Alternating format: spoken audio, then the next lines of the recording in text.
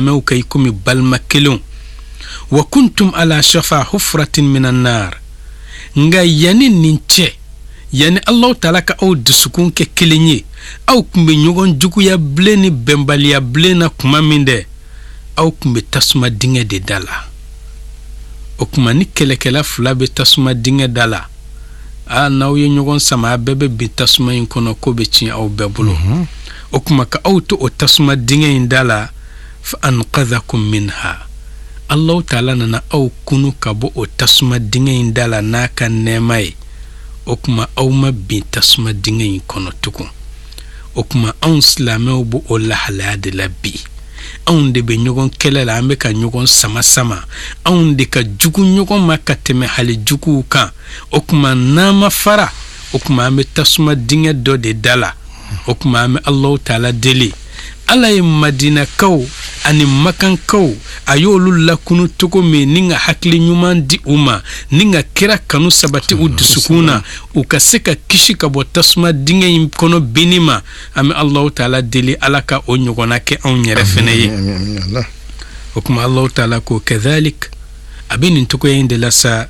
yubayyinu Allahu lakum ayati Allah taala b'a ka ayaw walawala aw ye nin k'u faranfasiya la'allakum tahtadun n'o kɛra siga t'a la minnu ye hakilitigiw ye n'u bɛ ko dɔn u bɛ ko kɔrɔ dɔn u bɛ taasi olu bɛna kanda ka siratigɛ tilennen minɛ ni ka bɛnbaliya in ani juguya bilen bila o de la silamɛ jamakulu n'an ye jateminɛ kɛ silamɛya jamana n'o ye alakira nana ni diinɛ ye cogo min ni ka silamɛya jamana dugu fɔlɔ kɛ Madina ye i k'a dɔn bonya jati n'o ye bonya hakika ye o kun bɛ silamɛw ni silamɛya bolo bonya min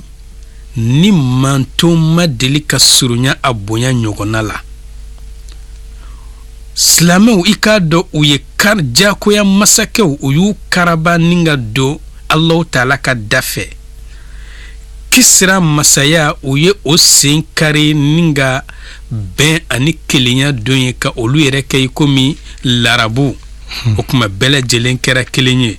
silamɛya ye dugumakolo kɔrɔn a n'a tilebi mara nka u ye nin bonyaba in sɔrɔ ni mun ye ni bɛn ani kelenya ani tɛgɛ di ɲɔgɔn ma karisa kota ne yɛrɛ kota o kuma o ye an ni ɲɔgɔn cɛ ye an k'o munumunu k'o bila k'o ko di ala ma an ka fara ɲɔgɔn kan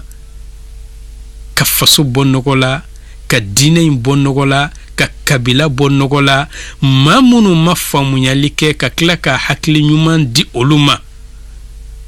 ni ka o fosi ka b'u ka fili kɔnɔna na o de la silamɛya diinɛ i k'a dɔn ale nana ka adamadenw kɛ kelen ye de sabula maa caman ka jateminɛ ye ko silamɛya ye jolibɔn diinɛ ye o de la alakira b'a fɔ an ɲɛna sallallahu alaihi wasallam a ko lawla malu khadija wa seifu ali lama qama hadha din ni hadisa in layini ye mun ye ni khadija ka nafolo kun tɛ ani ali kan pamuru nin diinɛ in kun tɛ wuli o kuma walisa jamana fɛn o fɛn ka se a yɛrɛ kɔrɔ fo a k'a sɔrɔ a bɛ se k'a yɛrɛ balo fo a k'a sɔrɔ a bɛ se k'a yɛrɛ ka baarakɛlaw sara fo a k'a sɔrɔ a bɛ se ka ko kɛ a yɛrɛ ye o kuma seifu min filɛ silamɛya ka seifu n'o ye a ka pamuru ye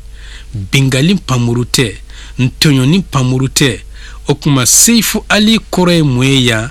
pamuru in kun bɛ kɛ ka silamɛya défense de ta o kuma walisa jamana ka se ka baara kɛ hakilisigi la fo a k'a sɔrɔ jugu minnu kan ka na bin aw kan u ɲɛ bɛ fɛn dɔ la u bɛ siran ka na bin aw kan o kuma silamɛya pamuru kɛla de ka silamɛw joli tanga nka a ma kɛ ka maa wɛrɛw joli bɔn o kuma seifu ali ya bingali pamuru tɛ ntɔɲɔni pamuru tɛ o kuma n ka n yɛrɛ kun kɔlɔsi jugu kana bin kan o kuma o pamuru de ye silamɛya tanga ni ka silamɛya kɔrɔta o kuma n'i ye anw ka diinɛ in lajɛ a ye dugumakolo kɔrɔn n'a tilebi mara ka kafo u jate dɔgɔya kan u jate kun ka dɔgɔn kosɛbɛ wa u ka labɛn fɛnɛ kun lafolen don sabula kɛlɛminɛnw kun t'u bolo nka jate dɔgɔya ni labɛn lafo in bɛɛ kama u ye fɛn sɔrɔ ka tila ka fɛn kɛ kɛlɛbolo caman tigiw ma se ka min kɛ labɛn caman bɛ maa minnu bolo mun kama bɛn ani kelenya kama sabula ni aw jɛra aw bɛ se ka ko kɛ nka ni aw farafarala aw tɛ se ka foyi de kɛ sabula n'a fɔra aw yɛrɛ dama kɛlen do ka muru ta ɲɔgɔn kama aw yɛrɛ dama kɛlen do ka guloki bɔ ɲɔgɔn kama o kuma du wɛrɛ nana k'u bɛna aw ka du kɛlɛ u nana sɔrɔ aw yɛrɛ ka du kamalenkɔrɔw wɔrɔlen do ɲɔgɔn kama kabini o yɔrɔ la se ma kɛ aw ka du la ka ban wa o kuma ni anw silamɛw ye guloki bɔ ɲɔgɔn kama a ma se juguw k'a fɔ k'u bɛ anw kɛlɛ tugun u ko an to yen dɔrɔn n'an ye ɲɔgɔn ban an tɔni min bɛ yen u bɛ n'o k'u sago ye k'olu kɛ jɔnw ye u bolo o kuma i k'a dɔn ɲɔgɔn kanu ani dusukun ka deli ɲɔgɔn na ani ɲɔgɔn dɛmɛ an'an ka se ka ɲɔgɔn dɔn nin ye wajibi de ye min ye wajibiw la gɛlɛman ye silamɛw kan sabula n'aw tɛ ɲɔgɔn fɛ aw tɛ se ka doni kelen ta ɲɔgɔn fɛ n'aw dusukun delilen tɛ ɲɔgɔn na aw tɛ se ka taama jan kɛ ɲɔgɔn fɛ n'aw tɛ ɲɔgɔn dɛmɛ aw ka sigi kuntala tɛ se ka janya o kuma n'aw tɛ ɲɔgɔn dɔn fɛnɛ aw ka baro o tɛ se ka kɛ baro duman ye o kuma silamɛw kan k'u jija ka nin kelen kelen bɛɛ de dɔn an ka ɲɔgɔn kanu an dusukun ka deli ɲɔgɔn na an ka ɲɔgɔn dɛmɛ an ka tila ka ɲɔgɔn dɔn sabula i bɛ maa dɔ ye a bɛ kasara dɔ la misali i bɛ mɔgɔ dɔ ye accident a kɛlen do a la e b'a lajɛ dɔrɔn joli bɛ ka bɔ a la a bɛ kule la e b'a lajɛ dɔrɔn ne tɛ nin dɔ i bɛ tɛmɛ nka n'a kɛra i dɔnbaga i b'i jɔ o kuma a ɲininen do silamɛw bɛɛ lajɛlen ka ɲɔgɔn dɔn walasa an ka se ka ɲɔgɔn dɛmɛ lahalaya bɛɛ lajɛlen na o de la anw ka diinɛ in a mako bɛ nin jɔsen ninnu de la kosɛbɛ sabula anw bɛɛ lajɛlen balima de ye silamɛya in kɔnɔ tilebifɛ silamɛ ani kɔrɔnfɛ silamɛ nin bɛɛ ye balima kelen de ye bani silamɛ ani baba silamɛ nin bɛɛ lajɛlen ye balima kelen de ye nin bɛɛ lajɛlen bɛ ɲɔgɔn sɔrɔ alakira de la sallallahu alayhi wa sallam a b'o cogo la silamɛya tagasiraw nin fɛnɛ bɛɛ lajɛlen ye tagasira kelen de ye tijaniya ani wahabiya nin bɛɛ lajɛlen ye silamɛ de ye a bɛɛ ye balima kelen ye kadiriya shazaliya nin bɛɛ lajɛlen ye silamɛ de ye nin bɛɛ lajɛlen ye tagasira kelen de ye o kuma silamɛ jamakulu tɔ kelen kelen bɛɛ lajɛlen bɛ tan sabula nin bɛɛ lajɛlen bɛ k'a fɔ de la ilaha illallah muhammadun rasulullah n'i taara zawiya kɔnɔ i bɛ nin kumakan de mɛn n'i taara wahabiyaw ka yɔrɔ la i bɛ nin kumakan de mɛn n'i taara sunnamɔgɔw ka yɔrɔ la i bɛ nin kumakan de mɛn maa minnu bɛ abdulkadir kɔ i bɛ nin kumakan de mɛn maa minnu bɛ shazali kɔ i bɛ nin kumakan de mɛn o kuma faraɲɔgɔnya kun ye mun ye nin ka sɔrɔ ninnu bɛɛ lajɛlen bɛnnen do jɔsen kelen de kan ninnu bɛɛ lajɛlen jɔlen do kira kelen de kan ninnu bɛɛ lajɛlen jɛlen do ala kelen de la ninnu bɛɛ lajɛlen jɛlen do kuranɛ kelen de la kuranɛ fila tɛ yen o kuma an bɛɛ lajɛlen bɛ fɛn kelen de nɔfɛ o kuma farafarali kun ye mun ye sabula adamadenya kɛra cogo o cogo hakiliw bɛ fɔ ɲɔgɔn kɔ o de la Allahu Ta'ala b'a fɔ an ɲɛna kuranɛ kɔnɔ suratu hudu la adamadenw aw bɛ farafara nka farafarali jumɛn ka jugu o de a ka ɲɔgɔn bila diinɛ laseli la nka hakilina i k'a dɔn o ye wajibi ye o ye wajibi ye o kuma Allahu Ta'ala k'o de la walidhalika khalaqahum n'i ye kumakan dɔ fɔ sisan jamana dɔ b'a faamuya sira dɔ kan dɔ b'a faamuya sira wɛrɛ kan nka i b'a sɔrɔ kuma in bɛɛ laseli ye kelen ye n'o kɛra aw man k'a fɔ k'a bɛ farafara o kama a kan ka kɛ kelen de ye o de la Ahmad Tijani ale ye diinɛ in faamuya k'a fɔ Allahu Ta'ala a y'a fɔ kuranɛ kɔnɔ maa minnu n'olu ye ala kosumalabaw ye wadhakirina allaha kathiran wadhakirat a'adda allahu lahum maghfiratan wa ajran azima. O kuma siga t'a la ni maa min y'i sɔgɔ ala kosuma la yafa ani saraw la belebele b'i ye. O kuma ale y'a ye a bɛ waati min na maaw mako bɛ ala kosuma de la kosɛbɛ. O kuma a y'o de labɛn ni ko o di maaw ma a sinzina Allahu taala ka kuranɛ aya de kan. O kuma maa minnu n'olu bɛ Abdul Wahabu kɔ ale fana y'a ye Allahu taala ko walladhina jahadu fina lanahdiyannahum subulana. O kuma maa minnu ni olu y'u cɛsiri ka anw masa taala ka diinɛ lase an b'u kanda ka taa an ka siratigɛw la cɛɲin kan. O kuma ale sinzina o kan ka zikuru to ye. Yala e bɛ se k'a fɔ ko jumɛn de ta ka ɲi ka tɛmɛ jumɛn kan? Nin bɛɛ lajɛlen bɛ arijinɛ de nɔfɛ. A b'i komi misaliya la maa min e bɛna bɔ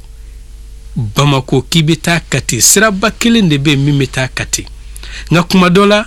dugulen dɔ bɛ yen ale tɛ taa siraba in fɛ. Ale b'a ye k'a fɔ sira misɛnnin dɔ bɛ yen o ka teli. O kuma ale bɛ bɔ o fɛ a fana bɛ taa Kati. I b'a sɔrɔ dugulen wɛrɛ bɛ yen o b'a fɔ e bɛ sira misɛnnin min fɛ tan ne fana bɔra dɔ kan nin ka teli n'o ye ale fana bɛ taa dɔ fɛ. I b'a sɔrɔ dɔ bɛ yen o b'a fɔ ne tɛ sira misɛnnin ko la ne kɔni bɛ taa siraba in de fɛ. Nka nin bɛɛ lajɛlen bɛ taa laban yɔrɔ jumɛn? A bɛɛ bɛ taa laban Kati. O kuma silamɛya b'o cogo de la. O kuma Ahmad Tijani y'a ye zikuru de bɛ adamaden lase arijinɛ kɔnɔ teliya la ale y'a sɔgɔ o la. Abdul Wahabu y'a ye o kuma an ka diinɛ lase k'an cɛsiri o de bɛ mɔgɔ lase arijinɛ kɔnɔ teliya la ale y'a sɔgɔ o la. O kuma bɛɛ lajɛlen n'i ka taasira donni cogoya la. O kɔrɔ tɛ k'a fɔ dɔ bɛ fili la nka ɲɔgɔn faamuya baliyaw de don. Nin bɛɛ lajɛlen sinzinen don ala kelen de kan. Nin bɛɛ bɛ alakira kelen de kɔ. Nin bɛɛ bɛ kuranɛ kelen de nɔfɛ. Yala fɔnkɔɲɔgɔnya bɛ yɔrɔ jumɛn? O kuma fɔnkɔɲɔgɔnya min bɛ ani ɲɔgɔn cɛ i k'a dɔn diinɛ ko tɛ. Ko wɛrɛ de bɛ se ka sɔrɔ a duguma. Sabula sahabaw yɛrɛ u ka hakilinaw fɔra ɲɔgɔn kɔ nka u ma ɲɔgɔn bila. I komi an y'o misaliyaw di cogo min an ka walan tɛmɛnen dɔw la. O de la silamɛ bɛɛ lajɛlen balima kelen ye. An bɛɛ kan ka ɲɔgɔn kanu, an bɛɛ kan ka ɲɔgɔn dɛmɛ, an kan ka layidu dafa ɲɔgɔn ye, an kan ka bonya kow ta ka ɲɔgɔn sɛgɛrɛ, an kan ka hinɛ ani makari ta ni ka ɲɔgɔn sɛgɛrɛ. Mun kama? Walisa ka se ka tiɲɛtigiyali kɛ ni ka se ka fɛn hakikaya. Allahu taala ye min ɲini an fɛ ni o ye kelenya in de ye. Sabula Allahu taala ko kuranɛ kɔnɔ wa atasimu bihablillahi jami'a wala tafarraqu.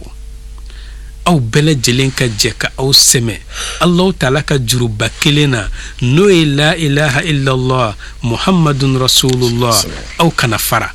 O kuma n'i ye nin kumakan in jate minɛ nin b'a yira k'a fɔ adamadenw kɛra cogo o cogo hakilinaw bɛ fɔ ɲɔgɔn kɔ. O kuma ala ko an hakiliw fɔra ɲɔgɔn kɔ cogo o cogo. O kuma madama an bɛɛ bɛ la ilaha illallah muhammadun rasulullah an ka kitabu ye kuranɛ ye an ka kɔrɔn ye alikaba ye k'an ka ɲɔgɔn minɛ fɔnkɔɲɔgɔn kɔ min bɛ ani ɲɔgɔn cɛ hakilina ani faamuya la an k'o kɛ senkɔrɔfɛn ye an kana baara kɛ ni o ye. O kuma a ka kan an ka nin kumakan in tiɲɛtigiya an ka lahalayaw ani an ka baaraw la. O de la Alhaji Umar Keita ni maa o maa y'i sigi ka jateminɛ kɛ ni ka anw bi silamɛw lajɛ ka an sanga ɲɔgɔnya n'o ye ka an compare an mɔkɛ ɲumanw minnu tɛmɛna fo ka taa se sahabaw ni alakira ka tile ma i b'a sɔrɔ danfara belebele bɛ an ni ɲɔgɔn cɛ. Danfaraba. I b'a sɔrɔ an n'u cɛ ka jan. Olu bɛ sankaba la kɔrɔta ani bonya na nka anw bɛ bɔgɔ doro de la jasilenya ani binni na ɲɔgɔn hasidiya ani bɛnbaliya kama. Yala olu tɛ silamɛw ye komi anw ye silamɛ ye cogo min wa? An bɛɛ ye silamɛ de ye. olu limanyara tugumi yala anw fɛnɛ ma limanya ten de wa an bɛɛ ye limanya jɔn ye olu ye ala kelebantiya tugumi an fɛnɛ tɛ ka ala kelebantiya ten wa an bɛɛ ala kelebantiya o kuma mun de ye olu kɔrɔta mun ye anw bi mun de ye bonya di olu ma ni diɲɛ n'a kɔnɔma kun bɛ siran u ɲɛ mun ye anw jasi ni anw kɛra diɲɛ n'a kɔnɔmaw sentereke yɔrɔw ye yala su ni tile yɛlɛmala wa ayi su bɛ ko a kocogo la dugu bɛ jɛ a jɛcogo la o kuma mun de ye danfara don an ni ɲɔgɔn cɛ o de la an b'a fɔ ni maa ɲuman tɛmɛnen ninnu an mɔkɛw fo ka taa bila alakira n'a ka sahabaw la i k'a dɔn ninnu limanyara limanya jati donna u dusukun na limanya bolila u jolisiraw fɛ pasaw ni ɲɔgɔn cɛ o kuma limanya nɔ nana bange ninnu kelen kelen bɛɛ lajɛlen na a nɔ nana bange u jamakulu bɛɛ lajɛlen na o de la alakira b'a fɔ an ɲɛna sallallahu alaihi wasallam a ko al-mu'minu lil-mu'min kal-bunyan yashuddu ba'dahu ba'da a ko limanya jɔn a limanya jɔn ɲɔgɔn ye o b'i komi jɔfɛn belebele de n'i ye jɔfɛn belebele jɔ i k'a dɔn dɔ bɛ dɔ kolo gɛlɛya o kuma limanya jɔnw kan ka ɲɔgɔn kolo gɛlɛya o de la a ka kan limanya jɔn kelen kelen bɛɛ ye maa min bɛ Alahu Taala kelebantiya an bɛɛ lajɛlen ka kɛ i komi cɛ kelen min ye farikolo kelen ye hali n'a y'a sɔrɔ an farisogow ka ca an ka kɛ safa kelen ye masibakow kuma min na ni o y'a ɲɛsin faso ma masibakow kuma min na n'o y'a ɲɛsin kabilaw ma masibakow kuma min na n'o y'a ɲɛsin silamɛya ma o de la Alahu Taala ko an ma kuranɛ kɔnɔ wa ma ataakumur rasulu fakhuzuhu ni alakira ye fɛn min di aw ma ka aw su ka kɛ a kan a y'o minɛ alakira ye anw su ka kɛ mun kan alaykum bil jamaa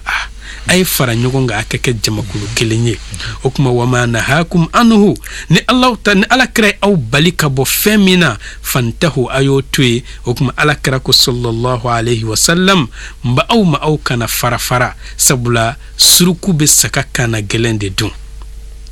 o de la alakira b'a fɔ an ɲɛna tugun sallallahu alaihi wasallam a ko laqad taraktu fiikum amrayni ne muhamadu kɔni bɛna diɲɛ to nka n bɛna fɛn fila de to aw ni ɲɔgɔn cɛ ya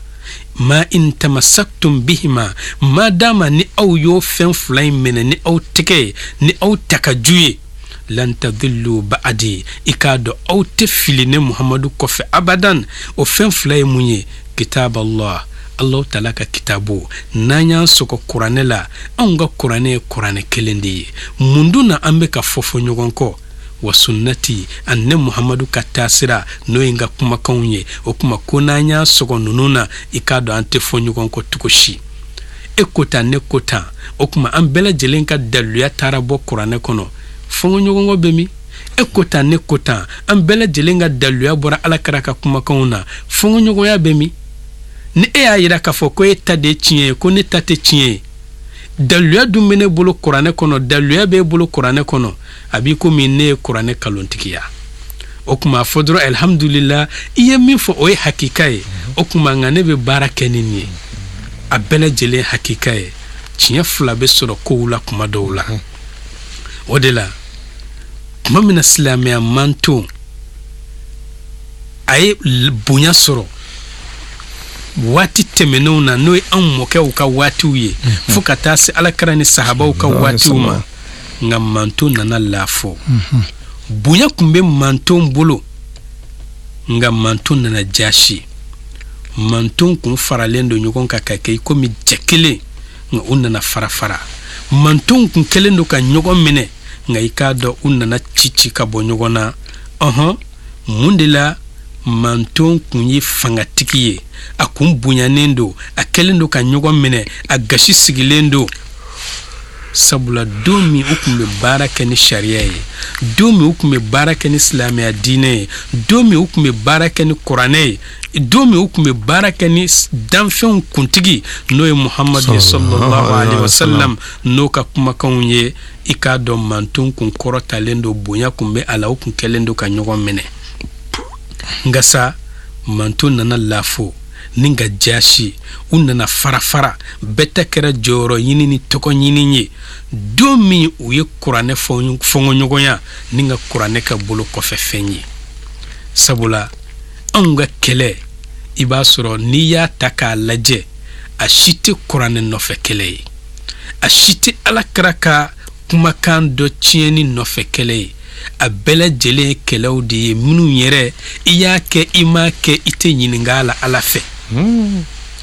O kuma i k'a dɔn kuma min na ni anw ye kuranɛ in fili an kɔfɛ, ni ka Alakira ka kumakan kɛ bolo kɔfɛ fɛn ye, ni ka taama an yɛrɛ ni dɔngɔw nɔfɛ a n'an ka jɔyɔrɔ n'an ka pɔsida nɔfɛ, kuma min na ni Alahu Taala dimina an kɔrɔ o lahalaya in na, an ka lahalaya bɛɛ lajɛlen cɛ juguyara. O kuma juguw nana tarabaso an kan. O kuma silamɛw ani an ka fasow olu nana kɛ u fasaw tigɛlen don ka bɔ ɲɔgɔn na, senfow tilara ka bɔ ɲɔgɔn na. O kuma mun kama? Sabula an ye an ni an y'o an tɛɲana o la, an farikolow bɛ ka taama nka i k'a dɔn niw an tɛɲana ka bɔ o la. O kuma nin bɛ an hakili jigin Alakira ka kumakan dɔ la.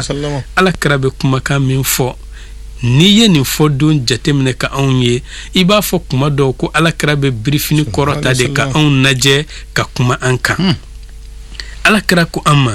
yushiku an yatadaa alaykumul umam kama tadaa al akalatu ila qas'atiha. A ko sɔɔni a bɛ surunya mantonw ka ɲɔgɔn wele ka na aw silamɛ mantonw ma, n'o ye jugu mantonw ye. O kuma olu tɛ bɛn dɛ, nka ko olu bɛna ɲɔgɔn wele ni kana to aw da la i komi ni dumuni mɔna ka sigi dumunikɛlaw bɛ wele cogo min kana koori dumuni minan da la. N'i y'o jateminɛ anw ka jamana t'o cogoyaw de la bi wa? Maa minnu tɛ ɲɔgɔn kan fɔ olu de bɛ ɲɔgɔn wele kana sigi anw ka jamana da la. Maa minnu tɛ ɲɔgɔn kan fɔ olu de bɛ ɲɔgɔn wele kana sigi silamɛw da la, i komi dumunikɛlaw bɛ sigi dumuni minan da la cogo min. Kuma min na Alakira ye nin kumakan fɔ, sahaba dɔ ko, awa min qillatin nahnu yawma idhin ya Rasulallah. A ko ya Ala ka ciba, o kuma n'i y'a ye bɛɛ bɛ ka ɲɔgɔn wele ka na u sigi anw silamɛw da la i komi maaw bɛ sigi dumuni minan kunna cogo min, o don b'a sɔrɔ silamɛ jamakulu de ka dɔgɔn wa ya Ala ka ciba? Alakira ko sallallahu alaihi wasallam,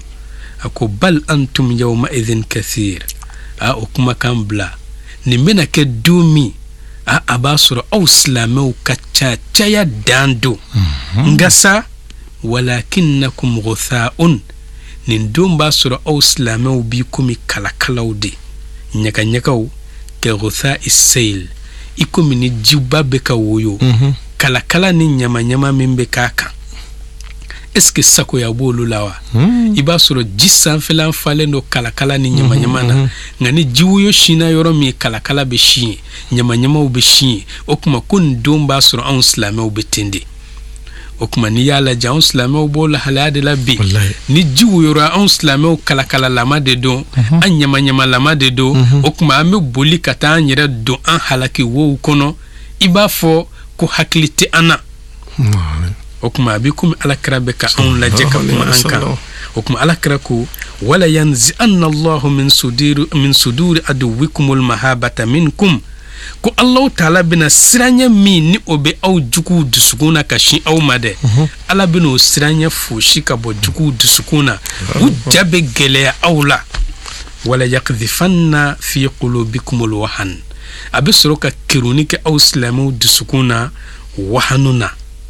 Kuma min na ni Alakira ye nin fɔ, sahaba dɔ ko wamal wahnu ya Rasulallah. O kuma ko wahanu yɛrɛ ye mun de ye, a kɔrɔ ye mun ye ya Ala ka ciba? Alakira ko sallallahu alayhi wa sallam, hubbu dunya wa karahiyatil maut. ko nin kɛra don min o kuma Allahu Taala siranya min bɛ jugu dusukun na ka sin aw ma n'o bɔra ye o kuma jugu ja bɛ gɛlɛya kana sigi aw kan ni ka tila k'u ka laadaw n'u ka loi imposer aw kan o kɔfɛ Allahu Taala bɛ sɔrɔ ka diɲɛ kanu kɛru aw dusukun na diɲɛ bɛ ja aw ye kojugu ni ka tila ka saya goya aw ye ni saya goyara ye est-ce que i bɛ se k'i ka kabila défense ta saya ka go e bɛ se ka jamana défense ta saya ka go e bɛ se ka mɔgɔ défense ta saya ɲɛsinnen don maa min ma i bɛ boli de o de la ni nɛgɛ fila cira ɲɔgɔn na dɔrɔn anw bɛ boli de ka jugu wele munna diɲɛ ka di an ye an t'a fɛ ka sa nka juguw fɛnɛ olu bɛ ka diɲɛ fɛnɛ kanu ka tɛmɛ anw kan saya man d'u fɛnɛ nka n'i y'a olu fɛnɛ bɛ boli ka na u bɛ na dumuni de la o kuma Alakira ko anw bɛ kɛ dumuni minan de ye n'i ye Alakira ka kuma jateminɛ san 1000 ni kɔ o kuma sabatira anw ka bi tile la o de la silamɛ jamakulu i k'a dɔn anw jogow o fiɲɛyana an bolo an y'an jogo baw to yen an faw kun bɛ jogo minnu kan an mɔkɛw kun bɛ jogo minnu kan an ye jogo ba ninnu to yen sabula a fiɲɛyana an bolo anw ka laada an ka laada cɛɲuw ni an faw ni an mɔkɛw n'an bɛnbakɛw kun b'o kan o laada min n'o de ye k'an ka bonya an'an ka karama sigi i k'a dɔn o bonya in fiɲɛyana an bolo an y'o kɛ bolo kɔfɛ fɛn ye anw ka fanga min ni o kun bɛ an niw la n'o ye faso kanu diinɛ kanu danbe kanu i k'a dɔn o lafora ka bɔ anw niw la an ɲinɛna nin bɛɛ lajɛlen kɔ o kuma an sɔrɔla ka maa wɛrɛw ka taa sira minɛ ni ka olu minɛ k'olu kɛ an ka ladilikɛbaw ye k'olu kɛ an dɛmɛbaw ye k'olu kɛ an jɛɲɔgɔnw ye ni ka ɲinɛ an yɛrɛkun kɔ o kuma an b'a fɔ Alakira ka kumakan tiɲɛ tigɛra an kan koyi sabula Alakira ko an ma sallallahu alayhi wa sallam latattabi'unna sunana man qablakum aw silamɛw bɛna tugu maaw ka taa sira kɔ maa minnu kɔnna aw ɲɛ shibran bi shibrin sibiri ani sibiri wa dhira'an bi dhira'in nongo ani nongo hatta law dakhalu juhura dabbin hal n'u taara do koro wo kɔnɔ lattabi'tumuhum i k'a dɔn aw bɛ tugu kɔ ka do koro wo kɔnɔ u nɔfɛ o kuma abtalu shari'atal Qur'an jugu nana anw kɛ dumuni minan ye k'an ka kuranɛ sariya some k'an k'o to yen k'o man ɲi wattakhadna dusturahum anw yɛrɛ ye kuranɛ in bila ni ka juguw ka constitution ta wa abtalu ahkama din u nana yira k'a fɔ diinɛ kiriw an ka nin bila nin tɛ kiri ɲumanw ye wattaba'na qanunahum anw yɛrɛ tuguraw ka luwaw kɔ k'o de ka ɲi o kuma u ye gɔrɔkɔ daka anw yɛrɛ fɛnɛ y'a yira ko n'i ma gɔrɔkɔ kɛ k'i tɛ bɔ nɔgɔ la o kuma u ye dɔlɔw min anw yɛrɛ y'a ye ko n'i ma gulɔso dayɛlɛ i ka du la k'i tɛ fɛn sɔrɔ joona o kuma u ye jɛnɛyasow dayɛlɛ anw yɛrɛ y'a ye k'a fɔ ko o de fɛnɛ ye ɲɛɛlɛ ye u ye sigidaw labɛn sobonw kama anw yɛrɛ fɛnɛ y'an ka du fangelenw di k'o kɛ sobonkɛnɛw ye o kuma u ye u ka musow an'u ka cɛw olu ɲaamina ɲɔgɔn ye kɛnɛw kan ani ɲɛnajɛ kɛnɛw kan u langolonw i komi bakanw bɛ cogo min anw yɛrɛ fɛnɛ ka musow n'an denmusow ni walicɛw u bɛ ɲɔgɔn ye kɛyɔrɔw ani ɲɛnajɛ kɛyɔrɔw la u langolonw don sabula fini min b'u la a tɛ fini ko mako ɲa o kuma u ka musow ni